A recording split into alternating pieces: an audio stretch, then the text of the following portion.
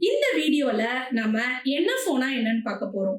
தென் NFO சம்பந்தமா mutual ஃபண்ட்ஸ்ல என்னெல்லாம் terms use பண்றாங்க, இப்போ ரீசெண்டா எமர்ஜிங்கா ஒரு ஃபீல்டுல அதிகமா என்எஃப்ஓஸும் இருக்கு, ஆன்கோயிங் ஃபண்ட்ஸும் இருக்கு. அந்த ஃபண்ட்லலாம் நம்ம இன்வெஸ்ட் பண்ணலாமா வேண்டாமா, தென் அப்கமிங் என்எஃப்ஓஸ்லாம் என்னென்ன இருக்கு மியூச்சுவல் ஃபண்ட்ஸ்ல, அதை பத்தி தான் இந்த வீடியோல பார்க்க போறோம்.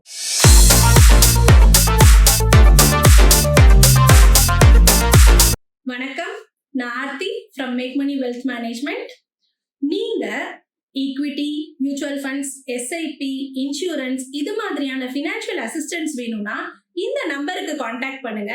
இந்த வீடியோவை நீங்க பார்த்துட்டு இருந்தீங்கன்னா லைக் பண்ணுங்க, சப்ஸ்கிரைப் பண்ணுங்க, நோட்டிபிகேஷனுக்கு பெல் ஐக்கானை கிளிக் பண்ணிக்கோங்க. ஃபர்ஸ்ட் நாம என்எஃப்ஓனா என்னன்னு பார்த்துடலாம். என்எஃப்ஓனா நியூ ஃபண்ட் ஆஃபர். மியூச்சுவல் ஃபண்ட்ஸ்ல நிறைய ஃபண்ட்ஸ் இருக்கும். ஒவ்வொரு ஃபண்டுக்கும் ஒவ்வொரு அப்ஜெக்டிவ் இருக்கும், ஒவ்வொரு தீம் இருக்கும். அந்த அப்ஜெக்டிவ் ஓரியன்டா மட்டும் தான் அதை மேனேஜ் பண்ணுவாங்க.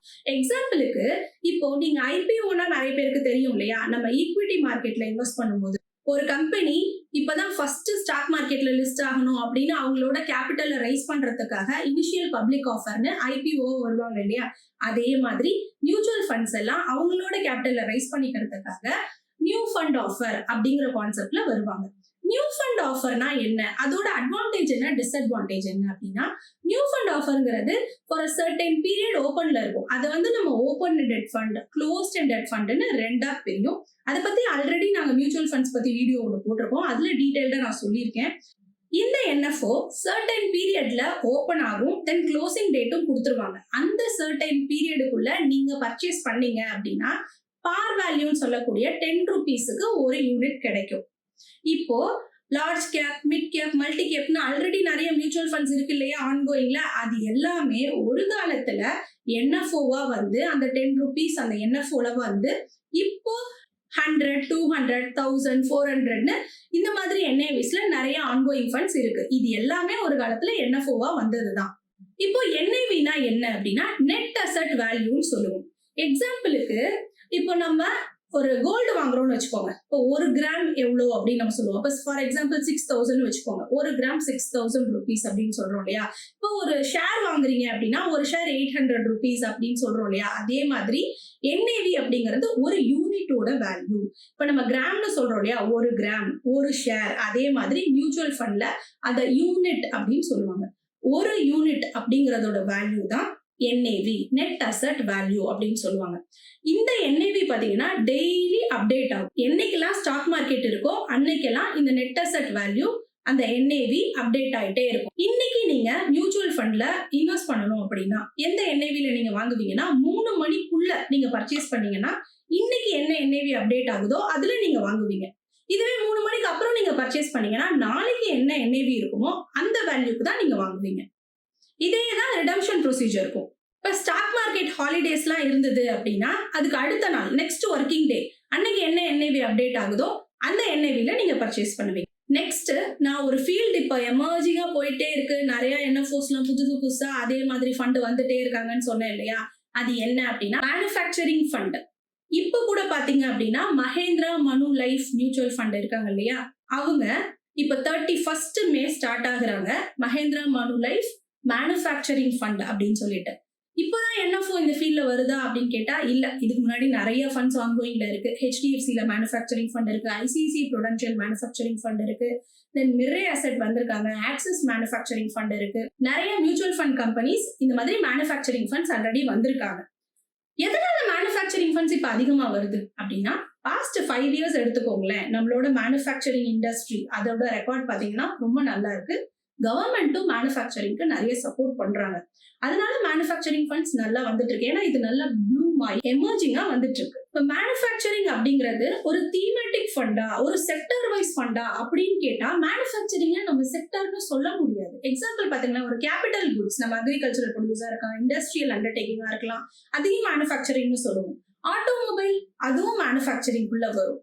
தென் அதுக்கப்புறம் பாத்தீங்கன்னா எஃப்எம்சிஜி முக்கியமா அதுவும் மேனுஃபேக்சரிங் குள்ள தான் இருக்கு. Health care, construction, metals, minerals, oils, electronics இது எல்லாமே மேனுஃபேக்சரிங்னு சொல்லுவோம். ஸோ மேனுஃபேக்சரிங்கிற ஒரு அப்ஜெக்டிவ்க்குள்ள இவ்வளோ செக்டார்ஸும் உள்ள வருது. ஸோ இது ஒரு டைவர்சிஃபைடு ஃபண்ட். இப்ப இந்த மாதிரி என்எஃப்ஓல நான் இன்வெஸ்ட் பண்ணலாமா அப்படின்னு நீங்க என்ன கேட்டீங்க அப்படின்னா, நீங்க ஆல்ரெடி வந்து அடிக்குவேட்டா நான் மியூச்சுவல் ஃபண்ட்ல இன்வெஸ்ட் பண்ணியிருக்கேன். Large cap, mid gap, small cap, multi cap, flexi gap, large and mid cap இது மாதிரி நான் எல்லாத்துலயுமே அடிக்குவேட்டா நான் நிறைய பண்ணியிருக்கேன். இன்னும் கொஞ்சம் நான் ரிஸ்க் எடுத்து இன்னும் டைவர்சிஃபை பண்ணி நான் இன்னும் இன்வெஸ்ட் பண்ணணும் அப்படின்னு நினைச்சீங்கன்னா நீங்க இதுல இன்வெஸ்ட் பண்ணலாம். பட் ஸ்டார்டிங்லயே நான் என்எஃப்ஓல பண்ணலாமா அப்படின்னு கேட்டா இதுல ஒரு டிஸ்அட்வான்டேஜ் இருக்கு. என்ன அப்படின்னா பாஸ்ட் பெர்ஃபார்மன்ஸ் நம்மளால கண்டுபிடிக்க முடியாது. ஏன்னா பாஸ்ட் இயர் ரெக்கார்ட்ஸ் வச்சு நிறைய பேர் இன்வெஸ்ட் பண்ணுவாங்க. ஸோ இந்த மாதிரி என்எஃப்ஓல நமக்கு பாஸ்ட் இயர் ரெக்கார்ட்ஸ் இருக்காது. இந்த மேனுஃபேக்சரிங் ஃபண்ட் பொறுத்த வரைக்கும் கடைசியா வந்த என்எஃப்ஓஸ், இந்த மேனுஃபேக்சரிங் ஃபண்ட்ல வந்த என்எஃப்ஓஸ்லாம் கொஞ்சம் நல்லாவே பெர்ஃபார்ம் பண்ணிட்டு இருக்காங்க. இன்னும் சில பேர் NAV பேஸ் பண்ணி பர்ச்சேஸ் பண்ணுவாங்க. 11 ருபீஸ்ல இருக்கு, அந்த ஸ்டாக் வந்து எனக்கு சீக்கிரமே வந்து நிறைய growth கொடுத்துரும், அதனால நான் அதுல இன்வெஸ்ட் பண்றேன். 200 ருபீஸ்ல இருக்கு, எனக்கு அது வந்து கொஞ்சம் சீக்கிரமே கிடைச்சிரும், அதனால நான் வந்து அதுல இன்வெஸ்ட் பண்றேன். 700ல இருக்கு அப்படின்னு இந்த மாதிரி NAV பேஸ் பண்ணி நம்ம இன்வெஸ்ட்மெண்ட் பண்ணக்கூடாது. நம்மளோட ரிஸ்க் டேக்கிங் கெப்பாசிட்டி என்ன, நம்ம எவ்வளோ வருஷம் லாங் டேர்மா நம்ம மியூச்சுவல் ஃபண்ட்ல இன்வெஸ்ட் பண்ண போறோமா இல்ல ஷார்ட் டேர்மா பண்ண போறோமா, இது எல்லாத்தையும் அனலைஸ் பண்ணி நீங்க இன்வெஸ்ட் பண்ண போற ஃபண்டோட அப்ஜெக்டிவ் என்ன, பாஸ்ட் பெர்ஃபார்மன்ஸ் என்ன, ட்ராக் ரெக்கார்ட் என்ன, எவ்வளோ இன்வெஸ்ட்மெண்ட்ஸ்ல இருந்து எவ்வளோ ரிட்டர்ன்ஸ் கொடுத்துருக்கு, இதெல்லாம் பார்த்து தான் நம்ம பண்ணணும். இப்போ ஃபார் எக்ஸாம்பிள் ஒரு 10% growthன்னு எடுத்துக்கோங்களேன். 10 ருபீஸ் NAV அப்படின்னா 10%ங்கிறது ₹1 ஏறி இருக்கு அப்படின்னா 11 ருபீஸ். இதே தான் உங்களுக்கு 100 ருபீஸா இருந்தாலும் 1000 ருபீஸா இருந்தாலும் அதுக்கும் 10% growth இருக்கு. ஸோ NAV பேஸ் பண்ணி நான் ஒன்று சூஸ் பண்றேன். இது வந்து NFO, இது கம்மியா இருக்கு, இது ₹20 இருக்கு, இது ₹30 இருக்கு, அந்த மாதிரி NAV பேஸ் பண்ணி மியூச்சுவல் ஃபண்ட்ஸ்ல நம்ம இன்வெஸ்ட் பண்றது. அப்படி சூஸ் பண்ண வேண்டிய அவசியம் இல்ல. இப்போ என்னெல்லாம் அப்கமிங்ல NFOs வருது, நியூ ஃபண்ட் ஆஃபர்ஸ் அடுத்து என்னென்ன இருக்கு அப்படிங்கறத பத்தி பார்க்கலாம். இப்போ நம்ம Mahindra Manulife manufacturing fund 31st May open ஆகி ஜூன் 14th க்ளோஸ் ஆகுது. Then Sundaram business cycle fund 5th June open ஆகி 19th ஜூன் க்ளோஸ் ஆகுது. Baroda BNP Paribas manufacturing fund 10th June open ஆகி ஜூன் 24th க்ளோஸ் ஆகுது. மோதிலால் ஓஸ்வால்ல multi cap fund 28th May already open ஆயிடுச்சு, June 11th close ஆகுது. JM small கேப்ல 27th மே அதுவும் open ஆயிருக்கு ஆல்ரெடி, ஜூன் 10th க்ளோஸ் ஆகுது. ஸோ இதெல்லாம் அப்கமிங் NFOs இப்போ கரண்டா இருக்கு. இன்னொரு ஒரு விஷயம் உங்ககிட்ட நான் ஷேர் பண்ண விரும்புறேன். எனக்கு இதை ஷேர் பண்றதுல ரொம்ப ஹாப்பியும் கூட. நிறைய ஃபீமேல் வந்து எங்களுக்கு கால் பண்ணி இந்த மாதிரி mutual funds, share market, investments பத்தி நிறைய பேர் கேக்குறீங்க, நிறைய பேர் பண்றீங்க. எங்களுக்கு அது ரொம்ப ஹாப்பியான ஒரு விஷயமா இருக்கு. நிறைய ஃபோன் கால்ஸ் வந்து ஃபீமேல் கிட்ட இருந்து வரணும். அவங்களும் வந்து இப்ப நம்மள மாதிரி, இப்ப என்ன மாதிரி எல்லாருமே வந்து இன்வெஸ்ட்மெண்ட்னா என்ன, எப்பவுமே கோல்டு வாங்குறது இல்ல நம்ம என்னென்ன செலவு பண்றோம் அதுலயே கான்சென்ட்ரேட் பண்ணாம நம்ம சேர்த்து வைக்கணும், இன்வெஸ்ட்மெண்ட்ஸ் இருக்கணும் அப்படின்னு நினைக்கிறது எனக்கு ரொம்ப ஹாப்பியான ஒரு விஷயம். இதை ஷேர் பண்ணிக்கணும்னு நினைச்சேன், ஜஸ்ட் அதுக்காக.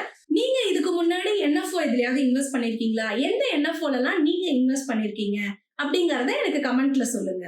இன்னும் நிறைய இந்த NFO பத்தி தெரிஞ்சுக்கிறதுக்கு, இந்த NFOலாம் இன்வெஸ்ட் பண்றதுக்கு, உங்களுக்கு எது சரியான இன்வெஸ்ட்மெண்ட்டோ அதுல இன்வெஸ்ட் பண்றதுக்கு, தென் ஃபினான்ஷியல் அசிஸ்டன்ஸ் எதுனாலும் எங்களை காண்டாக்ட் பண்ணுங்க. தேங்க்யூ.